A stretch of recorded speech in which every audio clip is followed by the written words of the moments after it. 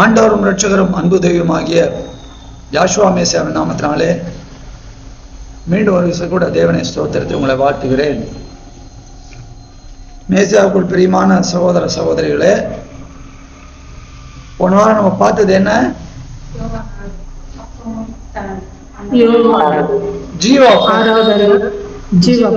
ஒரே வார்த்தை ஜீவாப்பம். யோவான் 6 கரெக்ட். ஜீவாப்பம் எல்லாம் அந்த பக்கத்துக்கு எடுத்துப்போம். யோவான் 6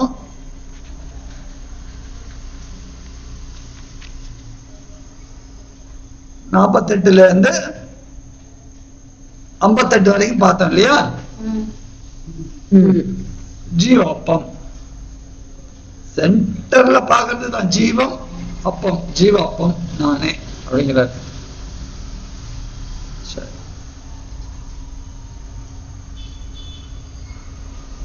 58ஆம் வசனத்துல என்ன சொன்னாரு? 6:58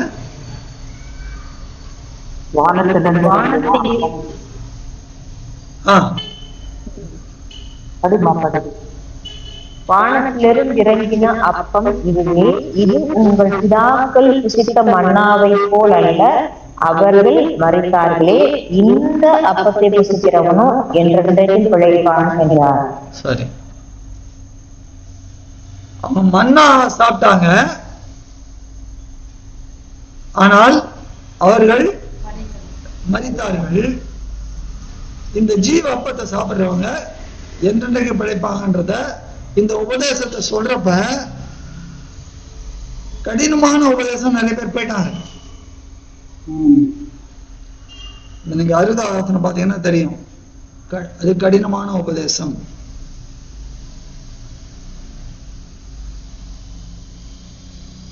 தொடர்ந்து அப்படியே அந்த 61 படிச்சுட்டு வாங்க.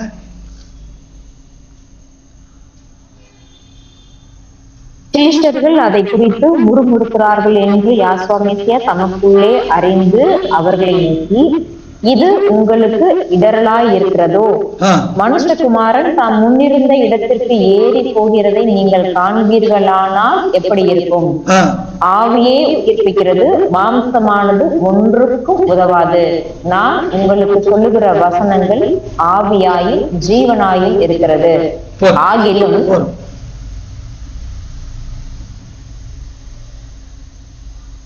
3 வசனங்களை இப்ப பார்க்கிறப்ப முதல் வசனம் என்ன சொன்னாரு? இவருடைய உபதேசம் அவளுக்கு எப்படி இருந்ததா? இடரலா இருக்கிறது, கடினம் முதல்ல, அது பிறகு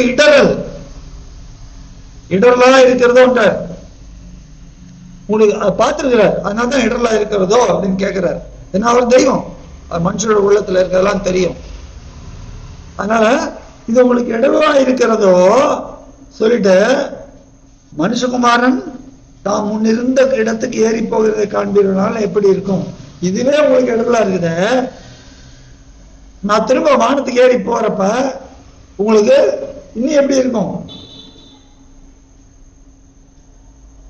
என்னடா அது, இவர் இந்த மாதிரிலாம் பேசுறாரு. 57ஆம் வசனம் எப்படி சொல்றாரு? ஜீவனுள்ள பிதா என்னை அனுப்பினது போலும், நான் பிதாவை பிழைத்தது போலும், என்னை புசிக்கிறவனும் என்னால் பிழைப்பான் என்றாரு. இப்படி சொல்லி இருந்தாருன்னா பரவாயில்ல. ஜீவனுள்ள பிதா என்னை அனுப்பது போலும், நான் என் பிதாவினால் பிழைக்கிறது போலும், என்னை விசுவாசிக்கிறவனும் பிழைப்பான்னு சொல்லியிருந்திருக்கலாமே. என்ன சொல்லிருக்கிறாரு 57? என்னை புசிக்கிறவன் என்னாலே பிழைப்பான். என்னை புசிக்கிறவன், ஜீவனுள்ள பிதா என்னை அனுப்புறது போலும், நான் பிதாவினால் பிழைத்திருக்கிறது போலும், நீங்களும் என்னால் பிழைப்பீர்கள் சொல்லியிருந்திருக்கலாம். ஆனா என்ன சொல்றாரு? என்னை புசிக்கிறவன். என்னை புசிக்கிற நீங்கள் என்னால் பிழைப்பீர்கள். நான் அதை எதால பிடிச்சிருக்கிறேன்? பிதாவினால். அப்ப நான் பிதாவை புசிக்கிறேன்னா?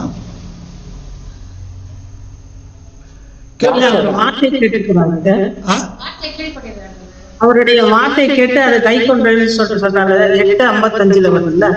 சரி, அதுக்கு ஒரு சிம்பாலிக்கலா அப்பத்தை இது பண்றாருல்ல. அது வார்த்தையே ஜீவன். அவர் வந்து பிதாவை புசிச்சாரா? இல்ல அவர் வார்த்தையை கை கொள்றது தானே நமக்கு இது ஜீவன். வார்த்தையை கை கொண்டு அப்பம் புசிக்காம இருக்கலாமே. அதான் ஆதாம் ஜீவனை இழந்து போயிட்டான் இல்லையா?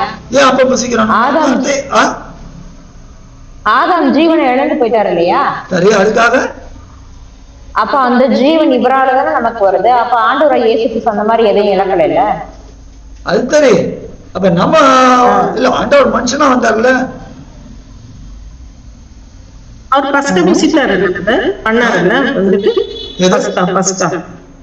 பஸ்கா பிரதர் அவர் அந்த இதான் பஸ்கா புசிச்சாரு. பட் இந்த ஆண்டவர் சொல்ற என்னை புசிக்கிறவன் என்னால் பிழைப்பான், என்ன புசிக்கிறவன் என்னால் பிழைப்பான். என்னை புசிக்கிறவன் என்னால் பிழைப்பான் சொல்றாரு. நான் எப்படி பிழைக்கிறேன்? நீங்க பிழைக்கிறீங்க. எப்படி பிழைக்கிறீங்க? என்னை புசிக்கிறதுனால பிழைக்கிறீங்க. அப்ப நான் எப்படி பிழைச்சிருக்கேன்? பிதா. நான் பிதாவை புசிச்சிருக்கணுமா? ஈக்குவேஷன். இப்போ அதாவது தேவன் சொல்லியிருக்காருல்ல பிரதர், மாம்சத்தின் உயிர் வந்து ரத்தத்துல இருக்கு அப்படின்னு. அப்போ ஆதாம் இழந்து போன அந்த ஜீவனை யாக்கோ மேசியாவின் அந்த ரத்தத்தை நம்ம பானம் பண்றது மூலியமா தான் அந்த ஜீவன் நமக்குள்ள வருது. அதெல்லாம் சரி சிஸ்டர். நமக்கும் ஆண்டவருக்கு இருக்கிற ரிலேஷன்ஷிப்பை இங்க அந்த ஈக்குவேஷனை சொல்லிட்டாரு. அது சொல்லிட்டு இந்த ஈக்குவேஷன்ல என்ன இருக்குது? நீங்க பிழைக்கிறது இருக்குது. இந்த ஈக்குவேஷன் ரெண்டு பேருக்கு நடுவில் பிழைக்கிறது இருக்குது. நான் இருக்கிறேன், என்ன நீங்க புசிக்கிறீங்க, அதனால உங்களுக்கு பிழைப்பு உண்டாயிருக்குது. இது ஒரு சைடு. இன்னொரு சைடு நான் பிழைக்கிறேன், நீங்க என்னால பிழைக்கிறது பார்த்தா பிதா என்ன என்பது போல் நான் பிதா பிழைக்கிறது போலோ நீங்களும் என்னால பிழைத்திருக்கணும் அப்படின்னு சொல்லிருக்கணும். ஆனா இங்க தன்னை பத்தி சொல்ற மாத்திரம் என்ன சொன்னாரு? என்னை புசிக்கிறவன். அப்ப இவர் பிதாவை புசிச்சாரா? கேள்வி வருமா இல்லையா?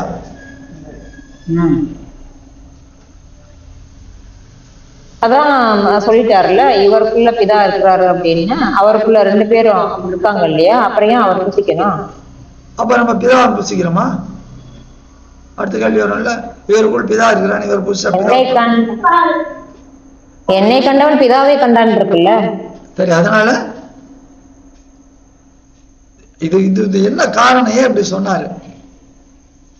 அதுதான் தேடணும். அப்ப இந்த பகுதி, இந்த அருமையான வசனங்கள் இதெல்லாம் நான் போன வாரமே சொன்னேன். அதனால நீங்க போன வாரம் நல்லா கேட்டீங்களா அப்படின்னு முதல்ல கூட கேட்டணும். போன வாரம் நல்லா புரிஞ்சுதா? பாஸ்கா இது பண்றதுனால தானே குழைக்க முடியும். சரி, அதை பார்க்க போறேன். இப்போ வேற யாருக்கான ஏதாவது ஒப்பீனியன் ஏதானும்? Pradeep,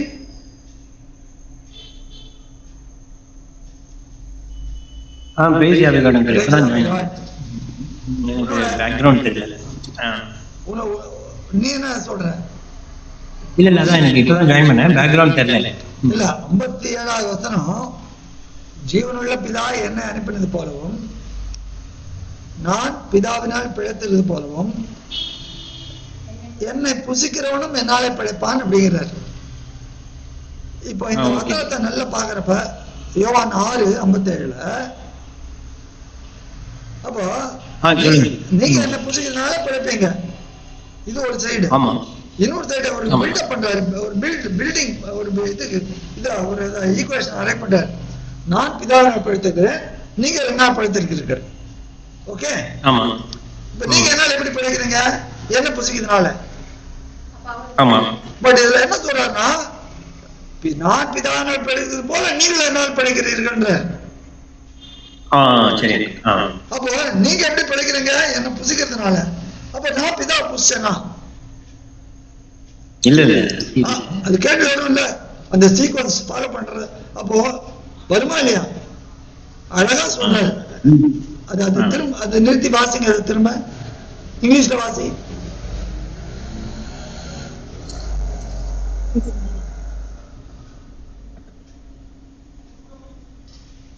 6:57 English. As the living Father sent me, and I will live because of the Father, so he who feeds on me will live because of me.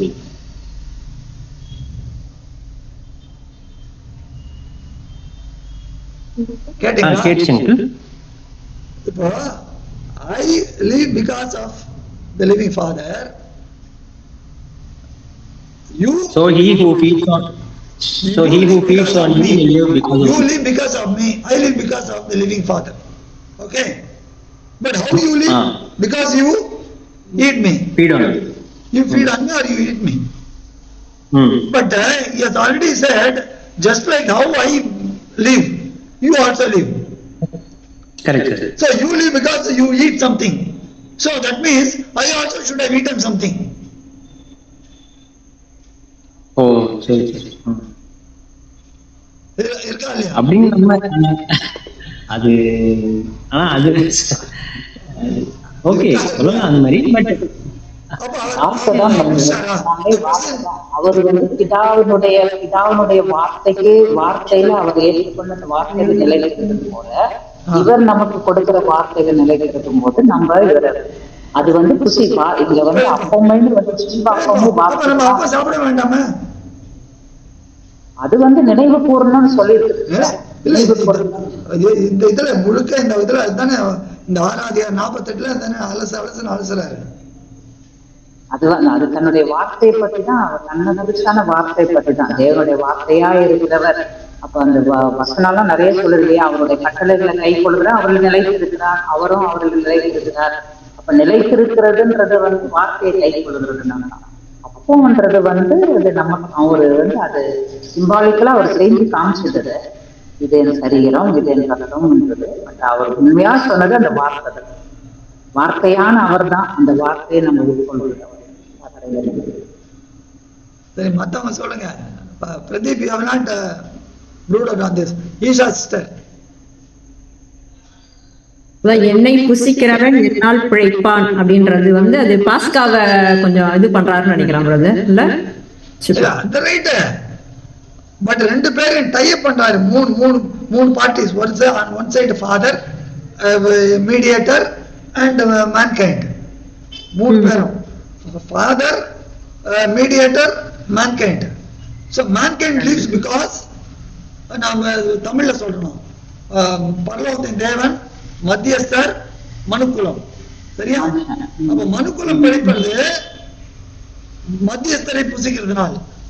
ஆனா என்ன சொல்றாங்க, மத்தியஸ்தர் தேவனால் பிழைத்திருக்கிறார். அதே போல மனுக்குலமும் மனுஷனால் பிழைக்கிறது. ஒரே இது, மனுக்குலம் எப்படி பிழைக்கிறது? மனுஷகுமாரனுடைய அப்பத்தை புசித்து அதனாலதான் பிழைக்கிறது அப்படிங்கிறாப்ல. அப்ப இவருமே தான் புசித்தாரா? அங்க மாமிசம் ஒண்ணுக்கு உதவாதன்னு சொல்லிருக்காரு. ஆவிதான் உயிர்ப்பிக்கிறார். ஆவிதான் தேவனுடைய வார்த்தை ஆவியா இருக்கு. இதுதான் நம்மளுக்கு ஜீவனை. மாமிசம் ஒன்றுக்கு உதவாதுன்னு அவரே சொல்லிட்டாரு. நான் உங்களுக்கு சொல்லுகிற வசனம் ஆவியும் ஜீவனமா வசனத்தை குறிச்சுதான் அவர் மீன் பண்றாரு. Asha, price God. ஆஷா லைட்டா அப்படி டச் பண்ணாங்க. அந்த பாயிண்ட் லைட்டா டச் பண்ணீங்க. அதை பத்தி தான் இப்ப பார்க்க போறோம். இப்போ இந்த இதுல ஜீவாப்பம் ஜீவாப்பம் ஜீவாப்பம் முழுக்க முழுக்க இதெல்லாம் ஜீவாப்பத்தை தான். எல்லாம் ஃபாலோ பண்றீங்களா? பண்றோம் பிரதர். சரி, பண்றோம்.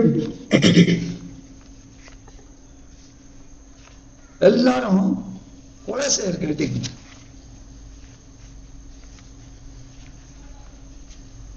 கொலோசியர்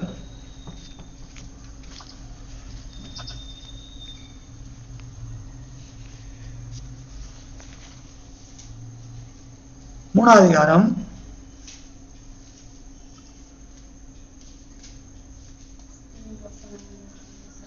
4 வசனங்களை பாருங்க. 277 கொலோசியர் 3ஆம் அதிகாரம் 4 வசனங்கள். நீங்கள் கிறிஸ்துவுடன் கூட எழுந்ததுண்டானால் கிறிஸ்து தேவனுடைய வலது பாரிசத்தில் வீற்றிருக்கும் இடத்தில் உள்ள மேலானவைகளை தேடுங்கள். பூமியில் உள்ளவைகளே அல்ல, மேலானவைகளையே நாடுங்கள்.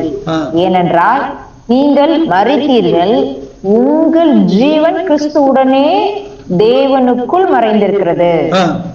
நம்முடைய ஜீவனாகிய கிறிஸ்து வெளிப்படும் போது நீங்களும் அவரோட கூட மகிமையிலே வெளிப்படுவீர்கள். சரி, இதுல என்ன புரிஞ்சது? ஏன் இந்த வசனத்தை பார்க்கிறோம்? யாரும் சொல்லுங்க. நான் உங்களெல்லாம் பார்ட்டிசிபேட் பண்ண வைக்கிறேன், வேற ஒண்ணும் இல்லை. எல்லாம் நல்ல அப்படி கருத்துக்கள்லாம் சொன்னா ஏன் இந்த வசனத்தை பார்க்க வேண்டியதா இருக்கு?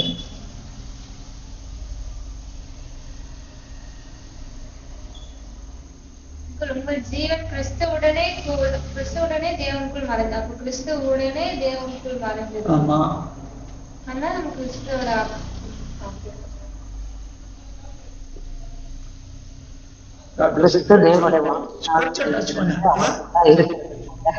என்ன சிஸ்டர்?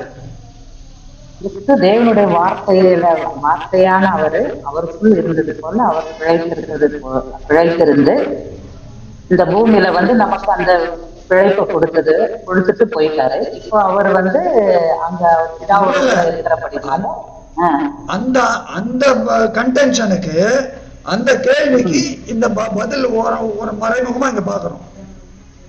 3வது இடத்துல மோனிகா ஜஸ்ட் டச் பண்ணா. எப்படி? மரித்தீர்கள், நீங்கள் மரித்தீர்கள். முதல்ல நீங்க எப்படி இருந்தீங்க? முதல்ல எப்படி இருந்தீங்க? ஜீவன் இல்லாத இருந்தீங்க. ஆதாம் தான் ஜீவாத்மாவனா இருந்தான், வேற யாரும் ஜீவாத்மாவா இல்ல. சும்மா இவங்க பேசுறது பரமாத்மா ஜீவாத்மான்னு பேசிப்பாங்க. நீங்க வெறும் ஆத்மாவா தான். நீங்க நம்ம எல்லாருமே ஆத்மாக்களா இருந்தோம், ஆவியிலே மருந்து கிடந்தோம். அப்போ உங்கள் ஜீவன் கிறிஸ்துவுடனே தேவனுக்குள் மறைந்திருக்கிறது. எப்போ? ஞானஸ்நானத்தின். எப்படி ஞானஸ்நானம் பெற்றவுடனே சொல்லுங்க. பாவத்துக்கு மறைச்சுதானே அவரோடு கூட எழுந்திருக்கிறோம். ஆமா, அப்ப தேவனுக்குள் மறைந்திருக்கிறதுன்னு எப்படி சொல்லுவோம்?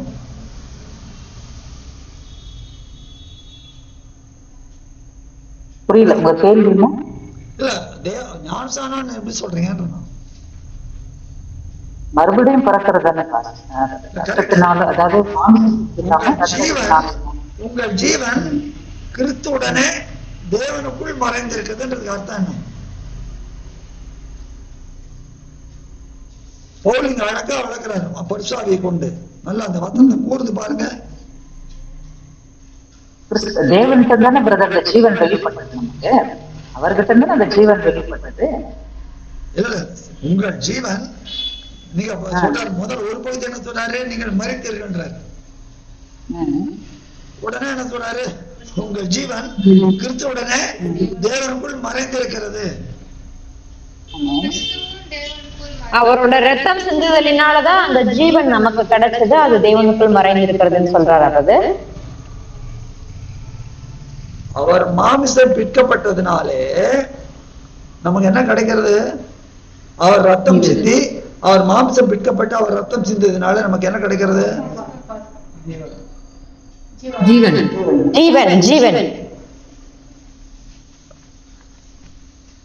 அதே கொலைசேர் 1 அதிகாரம் அடுங்க.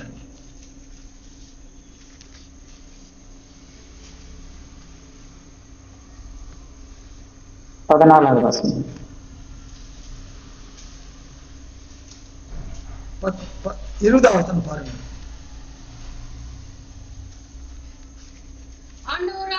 அவர் மரத்தில் சிந்தின ரத்தத்தினாலே சமாதானத்தை உண்டாக்கி பூலோகத்தில் உள்ளவைகள் பரலோகத்தில் உள்ளவைகள் யாவையும் ஆண்டவர் அவர் மூலமாய் தமக்கு ஒப்புரவாகி கொள்ளவும் அவருக்கு பிரியமாயிற்று.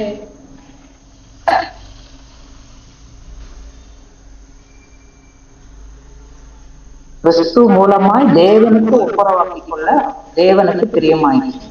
சரி, இப்ப 14 வசனம் பாருங்க. 14.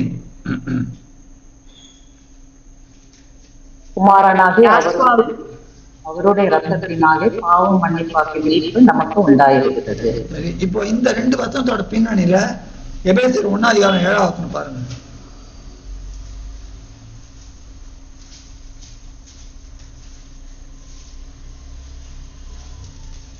அவருடைய கிருபையின் எபேசியர் 1:7 அவருடைய கிருபையின் ஐஸ்வர்யத்தின்படியே இவருடைய ரத்தத்தினாலே பாவம் மன்னிப்பாக்கு மீட்பு கிறிஸ்துவுக்குள் நமக்கு உண்டாயிருக்கிறது. சரி, இப்போ அவர் மாம்சம் பிற்கப்பட்டு அதாங்க மரணத்திலே வாசிச்சோம். இந்த 19ஆம் வசனத்துல 14ஆவது கொலேசியர்ல 14ஆம் வசனம் என்ன சொன்னோம்? ரத்தத்தை பார்க்கிறோம். ரெண்டும் மரத்துல தான் சிந்தப்பட்டது இல்லைங்களா? ஆனால் 20 14 2 வருஷத்துக்கு வாசிக்கிறோம். ஏன்னா மாம்சமும் ரத்தமும் அங்கே. இப்ப இந்த 2 ரத்தத்தின இந்த மாம்சமும் ரத்தத்தினால நமக்கு என்ன ஆகுது? மீட்பு. நம்ம மீட்பு கிடைச்சிட்டா இல்லையே, ஒரு விதமான சரீரத்துக்கு மன்னிப்பு தான் ஆத்மாவில மீட்பு கிடைச்சிருக்கு, சரீரத்துக்கு ஆத்ம மீட்பு கிடைச்சிருக்கு. அதனாலதான் நீங்கள் மரித்தீர்கள், ஆனால் இப்போ ஆவியிலே உயிர்ப்பிக்கப்பட்டிருக்கோம். ஆத்மா மீட்கப்பட்டாகிவிட்டது. சொல்றாரு, ஆத்மா மண்ணோடு ஒட்டி கொண்டிருந்த உங்களுடைய வசனப்படி எனக்கு உயிர்ப்பின்றார். 119 25ஆம் வசனத்துல. அப்போ நாம் உயிர்ப்பிக்கப்பட்டோம். எது? ஆவியில உயிர்ப்பிக்கப்பட்டோம். ஆனால் சரீரத்திலே நாம் இன்னும் அந்த மீட்பை பெற்றுக்கொள்ளவில்லை. அதனால்தான் சொல்றாரு 6:63 யோவான் 6:1 என்ன சொல்றாரு? மாம்சமும் ஒன்றுக்கு உதவாது, ஆவியை உயிர்ப்பிக்கிறது. இப்போ கொலேசியர் 3:3 வசனத்துல நீங்களும் அவரோட இல்ல, உங்கள் ஜீவன் எப்போ முதல்ல மரித்திருந்தா வெறும் ஆத்மாவா இருந்தோம். நமக்கு ஜீவன் வந்த உடனே நாம் என்ன புதுப்பிக்கப்பட்டவர்களாகிவிட்டோம் அல்லது உயிர்ப்பிக்கப்பட்டவர்களாகிவிட்டோம். அப்ப நமக்கு அந்த மெய்யான ஜீவன் கிடைக்கிறது. அவரே அந்த மெய்யான ஜீவன். அந்த ஜீவன் கிறிஸ்துவுடனே தேவனுக்குள் மறைந்திருக்கிறது. அது இன்னும் வெளிப்படல. அது எப்போ வெளிப்படும்? மறுரூபமாகதான் வெளிப்படும். அதுதான் 4வது சொல்றார், நம்முடைய ஜீவனாகிய மேசியா வெளிப்படும் போது நீங்களும் அவரோட கூட மகிமையில வெளிப்படுவீர்கள். அப்போ 2 காரியத்தை பத்தி பாக்குறாங்க. ஒண்ணு ஆத்மா, இன்னொன்னு சரீரம். சரியா? இப்போ நமக்கு ஆண்டவரால ஆத்ம மீட்பு, சரீர மீட்பு 2 உண்டு. இப்ப பழைய ஏற்பாட்டுல சரீரத்துக்கு மாத்திரம் கொடுத்திருந்தாங்க, ஆத்மாவை பத்தி. அதனாலதான் ஆதாம் என்ன சொன்னாரு? ஆதியாகமம் 3:19 வேர்வை சிந்தி புசிப்பாய், வேர்வை சிந்தி அப்பம் புசிப்பாய். போனாரு பார்த்த ஞாபகம்? அந்த அப்பம்ன்ற வார்த்தைக்கு என்ன மூல பாஷைன்னு சொன்னேன்?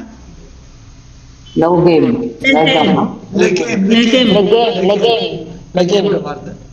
சரி, இந்த லெகேமை தேவன் என்ன பண்ணாரு? ஆண்டவர் வர வரைக்கும் என்ன பண்ண கலாத்தியர் எடுங்க.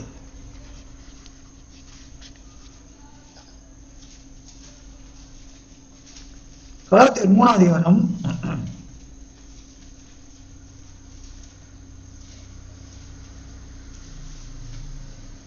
முதல்ல 19ஆம் வசனம் வாசிங்க. கலாத்தியர் 3ஆம் அதிகாரம் 19ஆம் வசனம். 260ஆம் பக்கம். அப்படியானால் நியாய பிரமாணத்தின் நோக்கம் என்ன? வாக்குத்தத்தத்தை பெற்ற சந்ததி வருமளவும் அது அக்கிரமங்களின் நிமித்தமாக கூட்டப்பட்டு தேவதூதரை கொண்டு மத்தியஸ்தன் கையிலே கட்டளையிடப்பட்டது. யாரை கொண்டு? யார் கையில?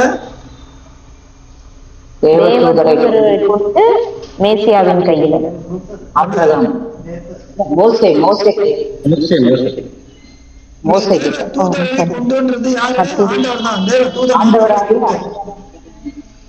தேவனுடைய தூதனானவரை கொண்டு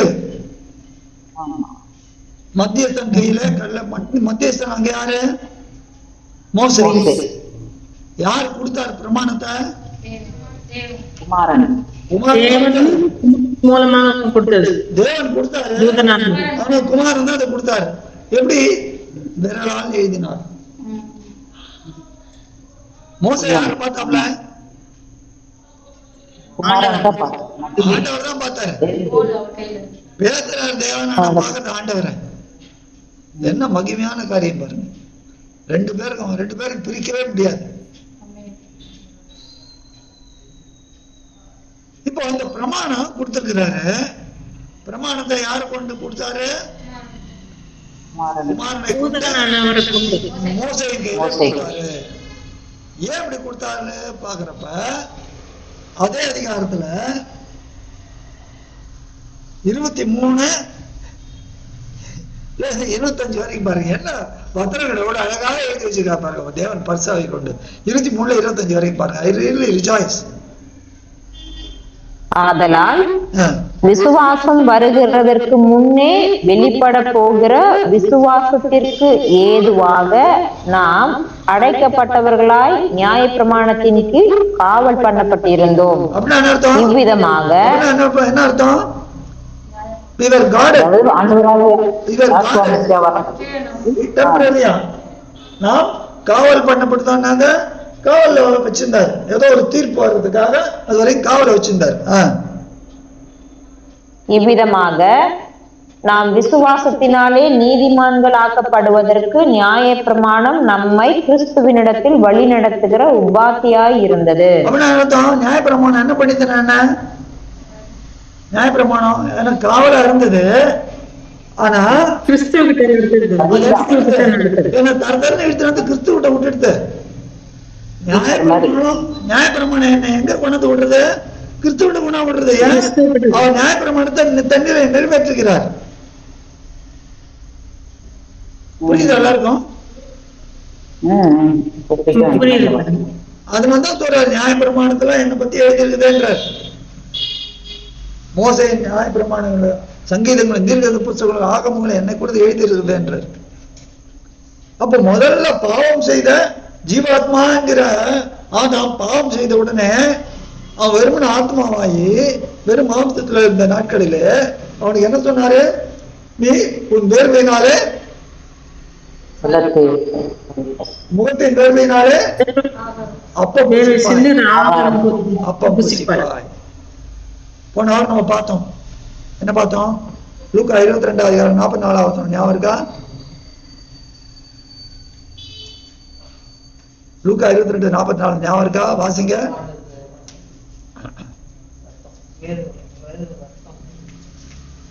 வாசிங்க. வியாகுலப்பட்டு ரத்தம் வெறுவியாசி வசனம் வாசிங்க. அவர் மிகவும் வியாகுலப்பட்டு பக்கம் சொல்லிட்டு வாசிங்க. 118 பக்கம். அவர் மிகவும் வியாகுலப்பட்டு அதிக ஊக்கத்தோட ஜெபம் பண்ணினார். அவருடைய வேர்வை ரத்தத்தின் பெருந்துளிகளால் தரையிலே விழுந்தது. இது பார்த்தேன். ஏன்ட்டு ஞாபகம் இருக்கா பார்த்தது? இதனால்தான் நான் கேட்டேன். நீங்க போன வாரம் நல்லா ஃபாலோ பண்ணீங்களா? இல்ல இது யூடியூப்ல கேட்டீங்களா? எவ்வளவு பேர் யூடியூப்ல கேட்டீங்க? ரொம்ப முக்கியமான டாபிக் இது. எவ்வளவு பேர் கேட்டீங்க? யூடியூப்ல கேட்டீங்களா? இந்த பாயிண்ட் ரொம்ப முக்கியம். இப்ப ஆதாமுக்கு முகத்தின் வேர்வை. இப்ப ஆதாமுக்கு பிறகு என்னது? மோசையை கொண்டு தேவன் என்ன பண்றாரு? நியாயப்பிரமாணத்தை கொடுக்குறாரு. அந்த நியாயப்பிரமாணம் நமக்கு காவலா வச்சிருந்து எது வரைக்கும் காவலா வச்சிருந்தது? கல்வாரியில மாம்சமும் ரத்தமும் அது நொறுக்கப்படுகிற வரைக்கும், சிந்தப்படுகிற வரைக்கும் காவலா வச்சிருந்தது. அப்ப அந்த கல்வாரிக்கு போறதுக்கு முன்னால அங்கே ஆதாமுக்கு கொடுத்த காரியத்தை ஆண்டவர் இங்கே மாற்றுகிறார். எப்படி? தன்னுடைய இதனால் மாற்றுகிறான்னு சொல்லக்கூடாது, தன்னில் அதை நிறைவேற்றுகிறார். எப்படி? நீ இது வரைக்கும் என்ன பண்ண? நீ வேர்வை சிந்தி அப்ப புசித்து நீ என்ன பண்ண? நீ அப்ப எதுக்காக புசிட்ட? இந்த மாம்சம் ஒன்று போதுவாது. ஆனா நான் இப்ப சிந்தனம் பாரு, இது என்ன பண்ண போறது? ஜீவனை கொடுக்கிறது, ஆவியை உயிர்ப்பிக்கிறது. அப்ப பழையத்துல என்ன சொன்னாருன்னு பாக்குறப்ப, நியாயப்பிரமாணத்துல என்ன சொன்னாரு பாக்குறப்ப, எல்லாம் என்னோட கூட சேர்த்து கொண்டு யாத்திராகமம் 25 அதிகாரம் எடுங்க. க்ளோஸா ஃபாலோ பண்ணுங்க எல்லாரும் ப்ளீஸ்.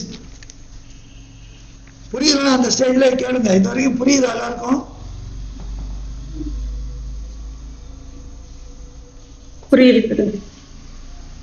ஒரு 2-3 பேர் தான் புரியுதுன்றாங்க, மற்றவங்க எல்லாம். ஏன்னா நீ புரியுதா இல்ல எனக்கு ஃபீட்பேக் கொடுத்தா நான் திரும்ப இது பண்ண முடியும். மேரி சிஸ்டர் புரியுது brother. Angela joined. Okay Pradeep on the track. Yes uncle. Yes. எல்லாம் சேர்ந்து யாத்திராகமம் 25 அதிகாரத்தை எடுங்க. 101. யாத்திராகமம் 25 அதிகாரம். Thank you daisy sister. யாத்திராகமம் 25 அதிகாரம் 23 இருந்து 30 வரைக்கும் வாசிங்க. 23 இருந்து 30 வரைக்கும் நிறுத்தி வாசிங்க.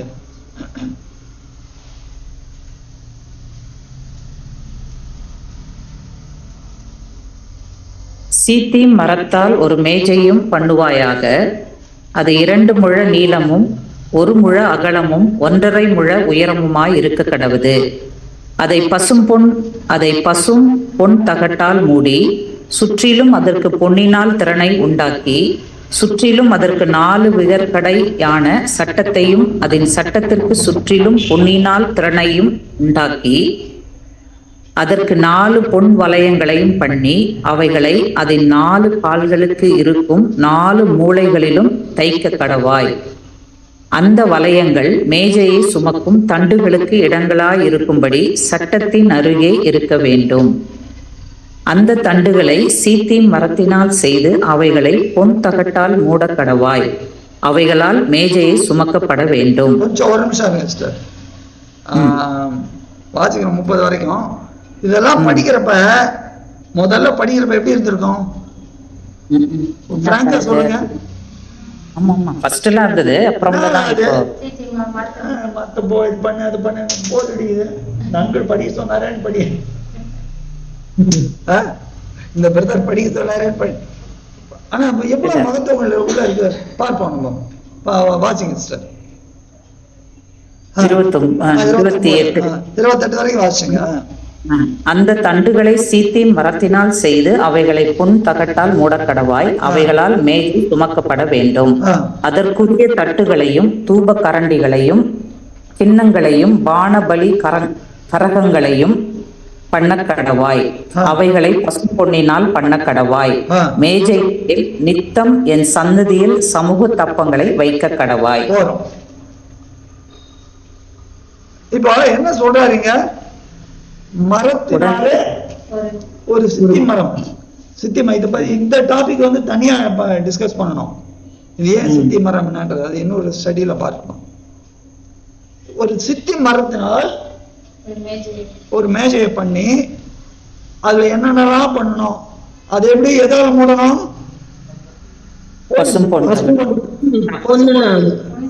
தகத்தினால மூடணும்.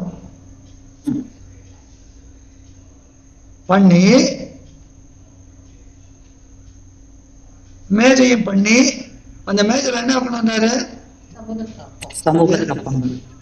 என் சந்நிதியில் சமூக தப்பங்களை வைக்க கடவாய். 30வது நான் இங்கிலீஷ்ல வாசிங்க. And you shall set the showbread on the table before me always. Right. இந்த ஷோ பிரெட், இந்த சமூக தப்பம், இதுக்கு பயன்படுத்தப்பட்ட வார்த்தை என்னன்னா லேஹம் ஓமி. லேஹம் ஓமி. ஒரு நிமிஷம்.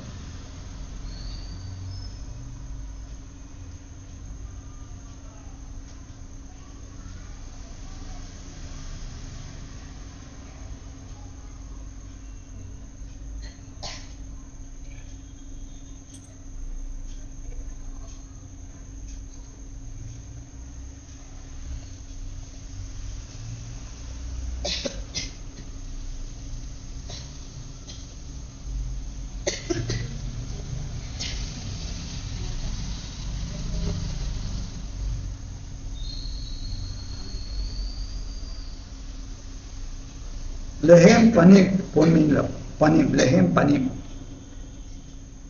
லெஹேம் பனீம்.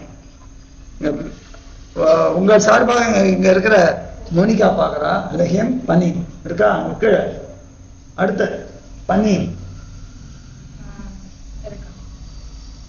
இது வந்து நீங்க பார்த்தா தெரியுமா தெரியாது தெரியல. லெஹேம் பனீம்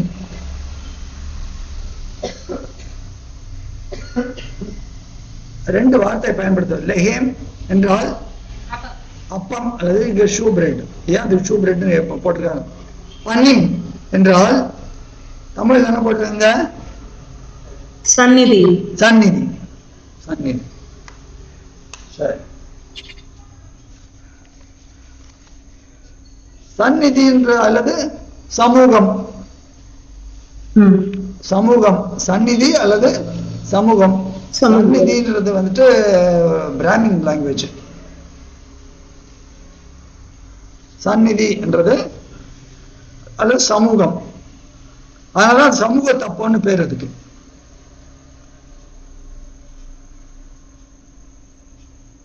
சரி, இதை பார்க்கிறப்ப அப்படியே இன்னும் கருத்து பார்ப்போம். லேவியராகமம் எடுங்க. லேவியராகமம் 24 அதிகாரம் எல்லாம் எடுத்துங்க. லேவியராகமம் 24 அதிகாரம். இந்த யாத்திராகமம், லேவியராகமம், எண்ணாகமம் இதெல்லாம் வாசிக்கிறப்ப முதல்ல வாசிக்கிறப்ப என்னடா அது ஒரே இதே திரும்ப திரும்ப இது பண்ண அது பண்ணலாம் இருக்குது அப்படின்னு முதல். ஆனா நீங்க சோர்வடையக்கூடாது. தொடர்ந்து படிச்சுட்டே இருக்கிறப்ப தேவன் திரும்ப திரும்ப திரும்ப படிக்கிறப்ப அந்த மகத்துவங்களை வெளிப்படுத்துறது. 24 எடுத்துறீங்களா? 5வது வசனத்துல இருந்து 9வது வசனம் வரைக்கும் வாசிங்க. 158. அன்றையும் நீ மெல்லிய மாவை எடுத்து அதை 12 அப்பங்களாக சுடுவாயாக. ஒவ்வொரு அப்பம் மரக்காலிலே 10 2 பங்கு மாவினால் செய்யப்பட வேண்டும். அவைகளை நீ யாவே தேவனுடைய சந்நிதியில் பரிசுத்தமான மேஜையின் மேல் 2 அடுக்காக ஒவ்வொரு அடுக்கில் அவ்வாறு அப்பம் இருக்கும்படியாக வைத்து ஒவ்வொரு அடுக்கினிடத்தில் சுத்தமான தூப வர்க்கம் போட கடவாய். அது அப்பத்தோடிருந்து ஞாபகக்குறியாக யாவே தேவனுக்கு ஏற்ற தகன பலியாக இருக்கும். அப்பத்தை நித்திய உடன்படிக்கையாக இஸ்ராயேல் புத்திரர் கையிலே வாங்கி ஓய்வு நாள் தோறும் யாவே தேவனுடைய சன்னதியில் அடுக்கி வைக்க கடவன். அது ஆரோனையும் அவன் குமாரரையும் சேரும். அதை பரிசுத்த இடத்திலே புசிக்க கடவர்கள். நித்திய கட்டளையாக யாவே தேவனுக்கு இடப்படும் தகன பலிகளில் அது அவனுக்கு மகா பரிசுத்தமாய் இருக்கும் என்றார். இங்க லெஹேம் பனீம் அப்படின்ற வார்த்தை இதுதான் சமூக தப்பம். இந்த சமூக தப்பம்ன்றதுக்கு ஆக்சுவலா என்ன, அந்த பனின்றதுக்கு மூல பாஷையில் என்ன அர்த்தம்னா முகம், ஃபேஸ். அதாவது என்னுடைய முகத்தை அந்த அப்பம் வெளிப்படுத்துகிறது. அதனால சமூக தப்பம். தேவன் சொல்றாரு, தேவனை யாரும் பார்க்க முடியாது, ஏன்னா மகாபரிசுத்தத்துல உள்ள இருக்கிறார் அவர் இல்லையா? அப்படித்தானே வருஷத்துக்கு ஒரு தடவை ஒருதான் ஆசிரியர் மாத்திரம் போயிட்டு வருவாப்ல இல்லையா? அந்த உடையின் ஓரத்துல மாதுளை பழம். ஆமா. அப்போ இந்த அப்பா சமூக தப்பத்துல தேவனுடைய முகம் பனின்னா அந்த முகம், ஃபேஸ், முகம் இருக்கிறதாம்.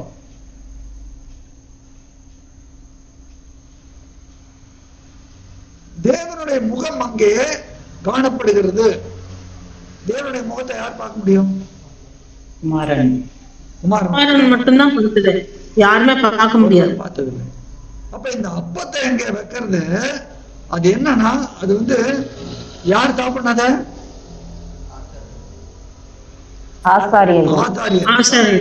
அது மகா பரிசுத்தமானதுன்றார். இப்ப தேவனுடைய முகத்தை வெளிப்படுத்துகிறது, அல்ல தேவனுடைய சமூகம் அல்ல தேவனுடைய முகம் நமக்கு அங்கே அப்பமாக வைக்கப்பட்டிருக்கிறது. 16ஆம் சங்கீதம் 11ஆம் வசனம் பாருங்க.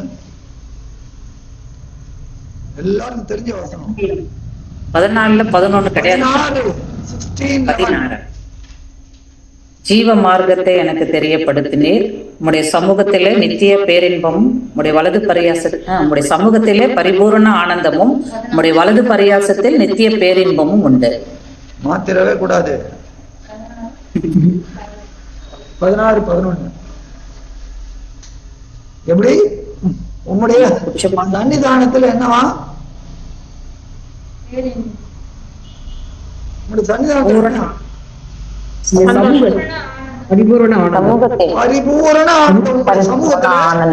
பரிபூரண ஆனந்தமும், உம்முடைய வலது பாதத்துல நித்திய பேரின்பமும். யார் இருக்கிறாரு? ஆண்டவர். அவர்தான் நித்திய பேரின்பம். அப்ப பரிபூரண ஆனந்தம் நமக்கு எப்போ வரும்? ஆண்டவரை பார்த்ததான் நாம் நம்பி இருக்கிற ஆனந்த பாக்கியத்துக்கும் மகிமையா இருக்கிற நம்முடைய ரட்சகராகிய யாஷோவா மேசியாவின் பிரசன்னமாகுதலுக்கும் எங்க வாசிக்கிறோம்? தீத்து 2:13. தீத்து 2:13 வாசிக்க.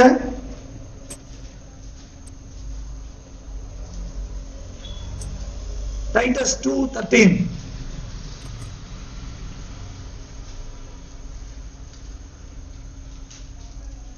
நாம் நம்பி இருக்கிற ஆனந்த பாக்கியத்துக்கும் மகாதேவனுடைய இரட்சகராய் இருக்கிற இயேசு கிறிஸ்துனுடைய மகாதேவனுடைய நமது இரட்சகரமாய் இருக்கிற இயேசு கிறிஸ்துனுக்கும் மகாதேவனுடைய மகிமையாய் இருக்கிற நம்முடைய இரட்சகராகிய இயேசு கிறிஸ்துவின் பிரசன்னமாகுதல், யாஷோவா மெசியாவுடைய மகிமையின் பிரசன்னமாக்குதலுக்கும் எதிர்பார்த்து கொண்டிருக்கும்படி கரெக்டா நாம் நம்பி இருக்கிற ஆனந்த பாக்கியத்துக்கும் மகாதேவனுடைய மகிமையா இருக்கிற நம்முடைய ஆண்டவராகிய யாஷோவா மேசியாவின் பிரசன்னமாகுதலுக்கும். அதான் நான் அந்த மகிமை சொல்லல, மகாதேவனுடைய இரட்சகராய் இருக்கிற ஆண்டவராகிய இயேசு கிறிஸ்து, மகாதேவனுடைய இரட்சகர், அவருடைய மகிமை அவர். அப்போ இந்த பனின் என்கிற வார்த்தை அங்கே யாரை குறிக்கிறது? அந்த அப்பமே யாரு? அது என்ன சொல்றாங்கன்னா, அது தேவனுடைய அன்பு. தேவனுடைய முகத்தை நம்ம எங்க பார்க்கிறோம்? 2 கொரிந்தியர் 4. பாத்தீங்க 4 2 கொரிந்தியர் 4 வாங்க. தேவனுடைய சாயலா இருக்கிற ஆண்டவராகிய யாஷோவா மெசியாவின் மகிமையான சுவிசேஷத்தின் ஒளி அவிசுவாசியாகிய அவர்களுக்கு பிரகாசமாய் 2 கொரிந்தியர் 11 இல்ல 11:4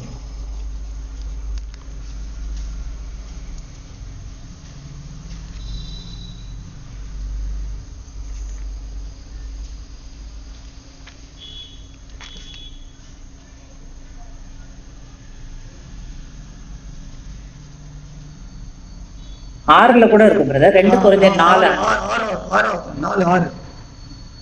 இருளிலிருந்து வெளிச்சத்தை பிரகாசிக்க சொன்ன தேவன் யாஷோவா மெசியாவின் முகத்தில் உள்ள தமது மகிமையின் அறிவாகிய ஒளியை தோன்ற பண்ணும் பொருட்டாக எங்கள் இருதயங்களிலே பிரகாசித்தார். அப்போ தேவனுடைய மகிமையை நம்ம எங்க காண முடியுது? குமாரனிடத்தில். அவர் தேவனுடைய மகிமையை எபிரேயர் 1:3 பாருங்க.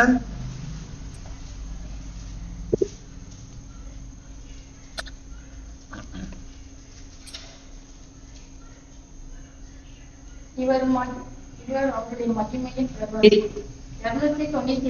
298 பக்கம். 1:3. 1:3. இவர் அவருடைய மகிமையின் பிரகாசமும் அவருடைய தன்மையின் சொரூபமுமாய் இருந்து சர்வத்தையும். என்ன அழகா எழுதுறாரு பாருங்க. எல்லாம் ரிஜாய்ஸ் பண்ணும். இவர் அவருடைய மகிமையின் பிரகாசம், தன்மையில் சொரூபம். எல்லாரும் ஹல்லேலூயா சொல்லுங்க. ஹல்லேலூயா. ஆனந்தம் பாருங்க. ஆண்டவர் ஆண்டவரை நம்ம நினைக்கிறப்ப என்ன ஆனந்தம் பாருங்க. அவர் காணக்கூடாத அந்த ஒரே மகாதேவனுடைய மகிமையின் பிரகாசமும் அவருடைய தன்மையின் சொரூபமும்.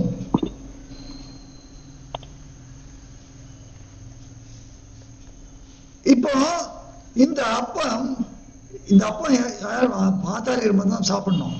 ஆனால் யூதர்கள் தங்களுடைய வழக்கத்தின் பாரம்பரிய வழக்கத்தின்படி என்ன பண்ணுவாங்கன்னா, உங்களுக்கு எல்லாம் தெரியும், வருஷத்துல ஆண் மக்கள் யாரும் 3 தரம் அந்த தேவாலயத்து எருசலேமுக்கு வரணும். தெரியும் இல்லையா? ஆமா ஆமா 3 தரம் வரணும். அப்போ 3 தரம் வரப்ப அவங்க அவங்களோட வருவாங்க. எப்ப போயிடுவாங்க?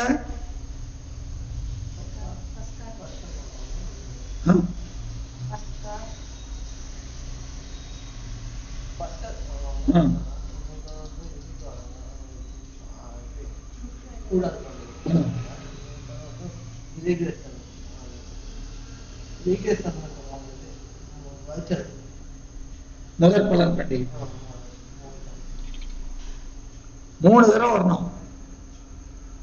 அந்த 3 தடவை வரப்ப எவ்வளவு ஆவலோட வருவாங்க. வரப்ப இப்போ அவளோட வந்து தேவனை பார்க்கணும், இப்ப தரிசனம் பண்ணணும் அப்படின்னா முடியாது. அதனால என்ன பண்ணுவாங்கன்னா, பிரதான ஆசாரியன் அந்த டேபிளை எடுத்துன்னு வந்துட்டு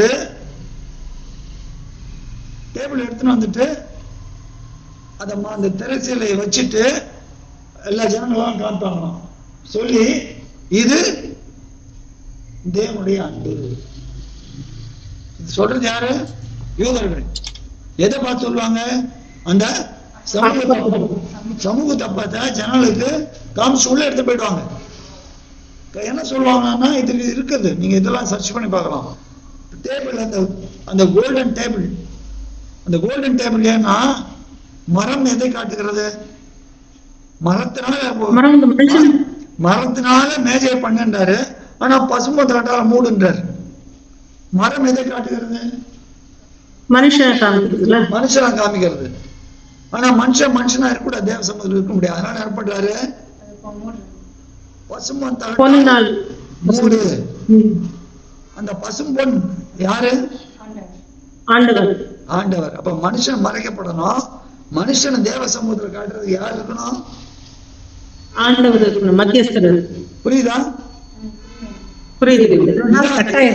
இதுதான் அதனுடைய அர்த்தம். கட்டா இருந்தது இல்லையே, எனக்கு கட்டாயிடுச்சு. இல்ல விட்டு வருது. உங்களுக்கு கம்யூனிகேஷன் ப்ராப்ளம் இருக்கா? ஆமா, 2-3 நிமிஷம் எனக்கு கட்டாயிடுச்சு. உங்களுக்கு கட்டா இல்ல, எல்லாருக்கும் கட்டாச்சா?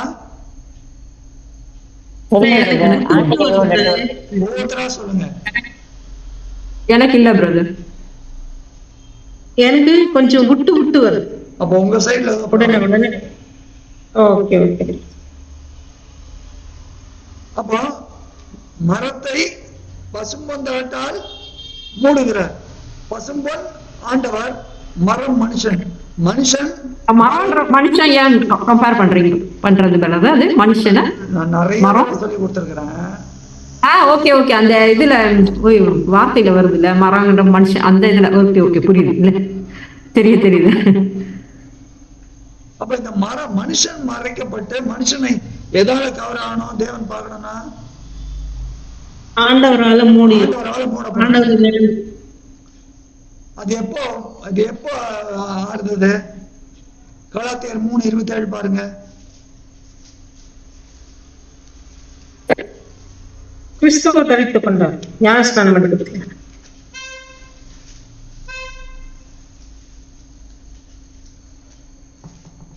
ஏனெனில் 260ஆம் பக்கம்.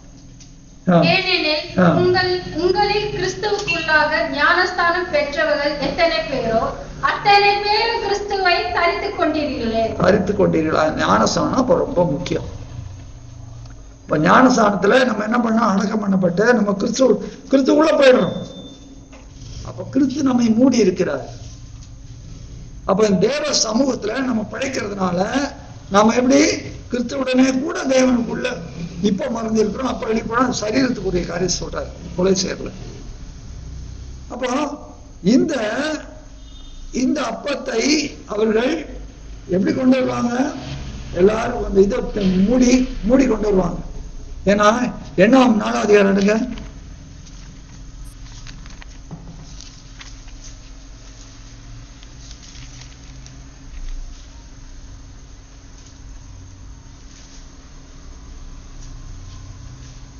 என்னாம் 4ஆம் அதிகாரம் நீங்க 4லேருந்து பாத்தீங்கன்னா 4லேருந்து 20 வரைக்கும் இருக்கு நிறைய காரியங்கள். ஆனா என்ன சொல்றாங்க? ஊசாவையும் அடிச்சாரு, பொட்டியை தொட்டதுனால. தேவனுடைய பொட்டியை தொடுறதுக்காக கை துணிச்சலா நீட்டேன். பாருங்க 19ஆம் 20ஆம் பாருங்க. அவர்கள் மகா பரிசுத்தமானவைகளை கிட்டுகையில் சாகாமல் உயிரோடு இருக்கும்படி நீங்கள் அவர்களுக்காக செய்ய வேண்டியதாவது, ஆரோனும் அவன் குமாரரும் வந்து அவர்களில் அவனவன் செய்யும் வேலைக்கும் அவனவன் சுமக்கும் சுமைக்கும் நியமிக்க கடவர்கள். அவர்களோ சாகாதபடிக்கு பரிசுத்தமானவைகள் மூடப்படும் போது பார்க்கிறதற்கும் உட்பிரவேசியாமல் இருப்பார்களாக என்றார். அப்ப அது உள்ள அது அந்த இதை ஒவ்வொரு இடமா நடந்து போறப்ப, கூடாரத்தை எடுத்து நடந்து போறப்ப என்னெல்லாம் பண்ணோன்னு 4ஆம் 20ஆம் சொல்றாரு.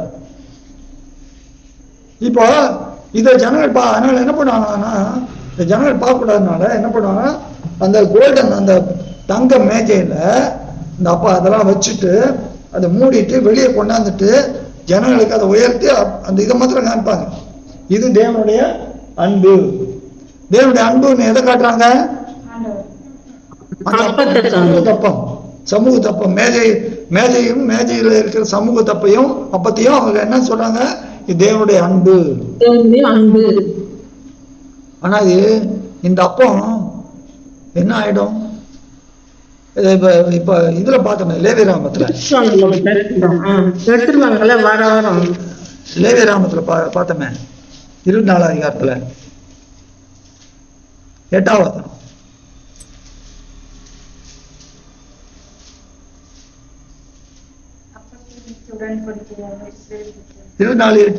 லேவியராமம் 24:8. அப்பத்தை நித்திய உடன்படிக்கையாக இஸ்ராயேல் புத்திரர் கையிலே வாங்கி ஓய்வு நாள் தோறும் யாவே தேவனுடைய சன்னதியில் அடுக்கி வைக்க கடவன். அப்ப ஒவ்வொரு ஓய்வு நாளும் அதை வைக்கணும். அதுக்கு அடுத்த ஓய்வு நாள் அது என்ன ஆயிடுறது? சாதாரண அப்பா ஆயிடுது. எப்படி தெரியும்? 1 சாமுவேல் 21 அதிகாரம் எடுங்க. தாவீது ஒரு பையன் கேட்பாரு.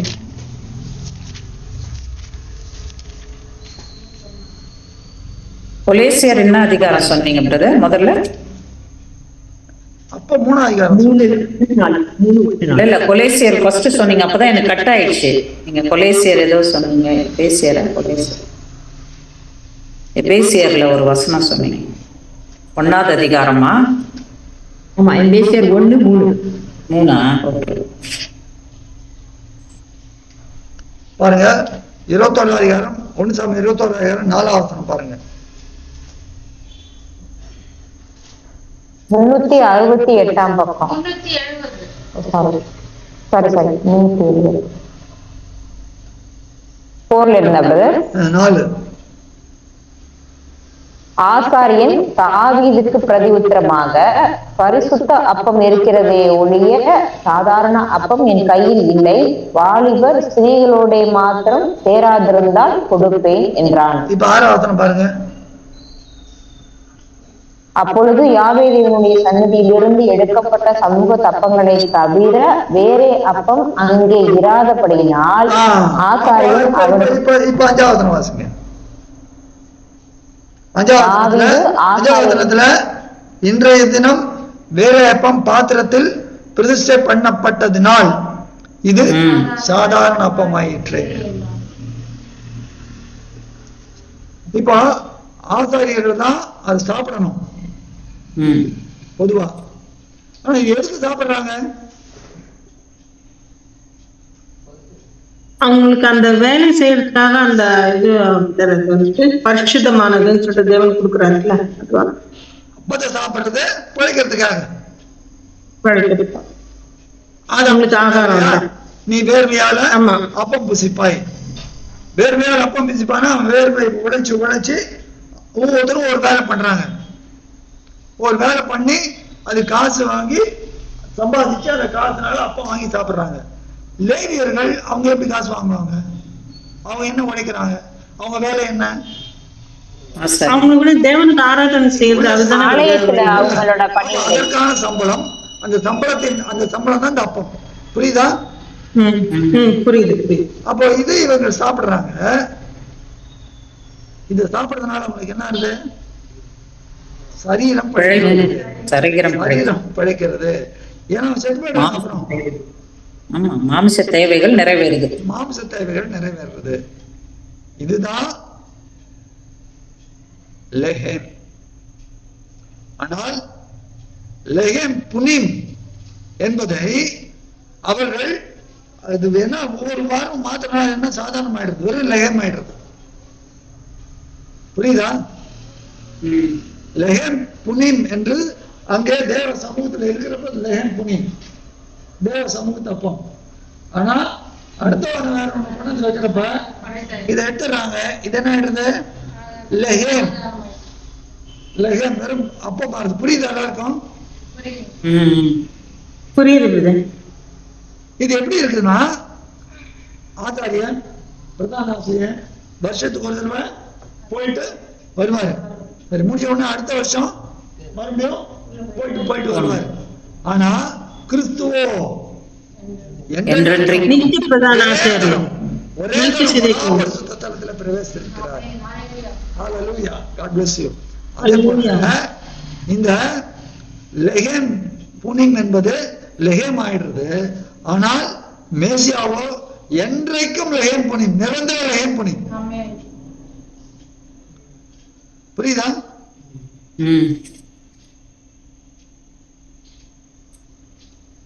ஆசாரியர்கள் சாப்பிட்டது வெறும் லெஹேம் தான்.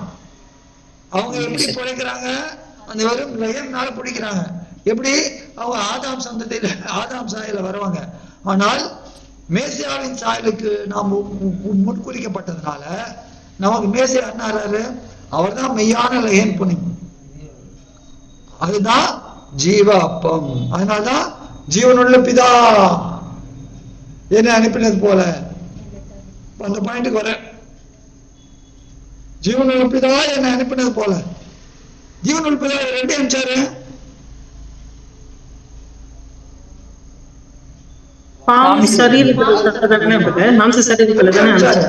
லெஹேம் புனிமா அனுப்பிச்சாரு.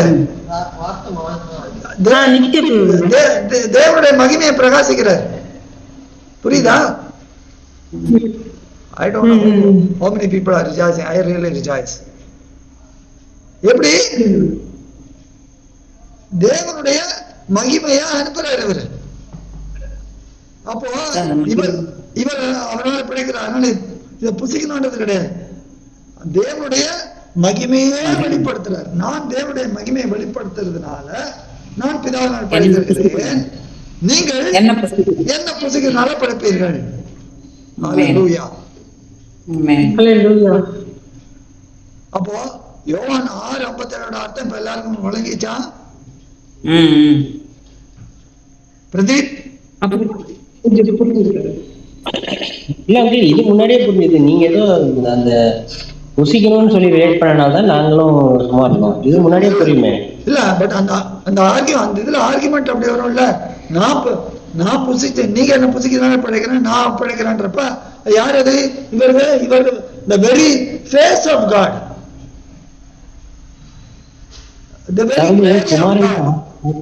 அதாவது இன்னொரு வசனத்துல கிளியராக சொல்லியிருக்கேன், பிதாவுக்கு ஜீவன் இருக்கிற மாதிரி குமாரனுக்கும் அவருக்குள்ளே ஜீவன் இருக்குதுல்ல.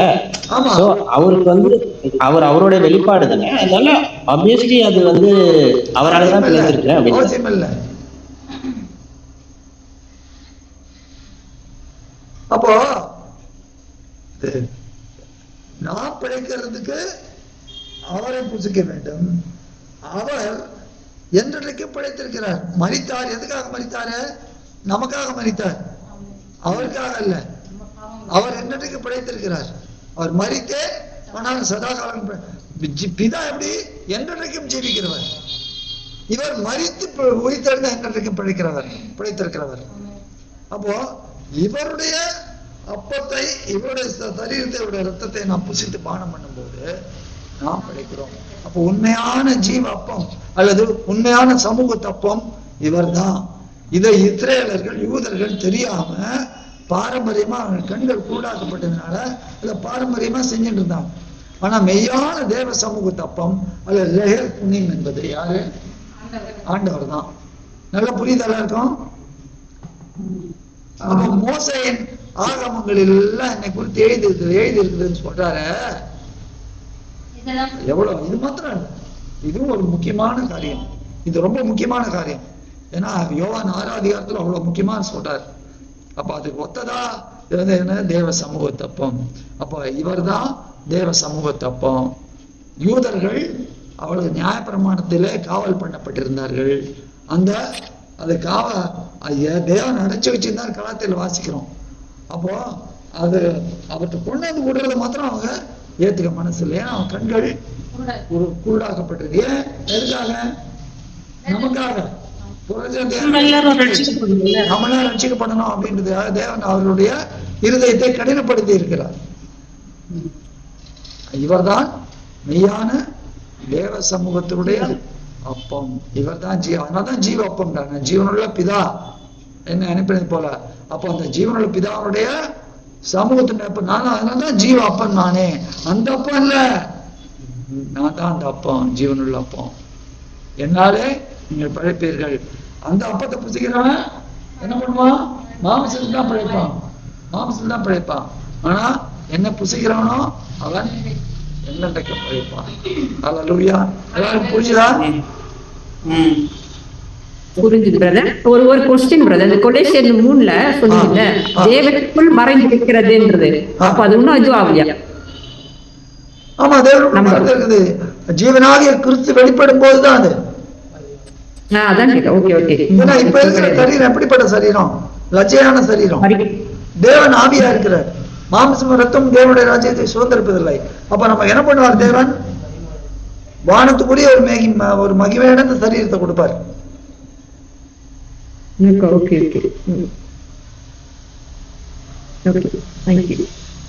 வேற யாருக்கான கேள்விகள் உண்டா?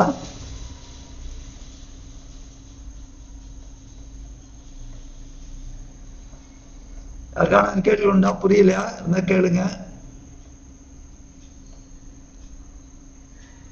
இல்லைன்னா மறுபடியும் நீங்க யூடியூப்ல இதை போட்டு பார்த்து கேள்விகள் இருந்தா கேளுங்க. அதே போல இந்த யூடியூப்ல பார்க்குற சகோதர சகோதரிகளுக்கும் ஒரு காரியத்தை சொல்ல விரும்புகிறேன். நீங்க இதுல இந்த இதை பார்க்குறீங்க, இந்த ப்ரோக்ராமை பார்க்குறீங்க. பார்த்துட்டு உங்களுக்கு எதனா கேள்விகள் இருந்தா அந்த டெலிஃபோன் நம்பர்லாம் கொடுத்துருக்கிறது, அதில் நீங்கள் தாராளமாக கேட்கலாம், ஃபோன் பண்ணி கேட்கலாம். உங்களுக்கான நிறைய வேதம் வாசிங்க. வேதம் வாசிக்க தெளிவு நிறைய வரும். இந்த பார்த்து கொண்டு உங்களுக்கும் நம்ம சகோதர சகோதரிகளுக்கும் இந்த சபையில் இருக்கணும்னு சொல்கிறேன். அதே போல் யூடியூப்ல இந்த ப்ரோக்ராமை பார்க்குற சகோதர சகோதரிகளுக்கும் நான் என்ன கேட்டுக்கொள்றேன்னா, வேதம் நிறைய வாசிங்க. வேதம் தான் நமக்கு எல்லாம். அதுதான் நமக்கு ஜீவனே. அதை வாசிங்க, அதை விசுவாசிங்க, அது கீழ்ப்படியுங்க. மற்றவங்களும் சொல்லுங்க, சத்தியத்தை அறிவீர்கள், சத்தியம் உங்களை விடுதலையாக்கும். குமாரன் உங்களை விடுதலையாக்கினால் மெய்யாகவே விடுதலையாவீர்கள். இது தேவனுடைய வார்த்தை. நம்மளோட ஒவ்வொரு வாழ்க்கையிலையும் அந்த வார்த்தை நம்மை ஆட்கொண்டு அருளட்டும். நமக்கு எல்லா விதமான ஆசீர்வாதங்களையும் ஆண்டவர் தாமே கொடுத்து ஆசீர்வதிப்பாராக. ஆமென்.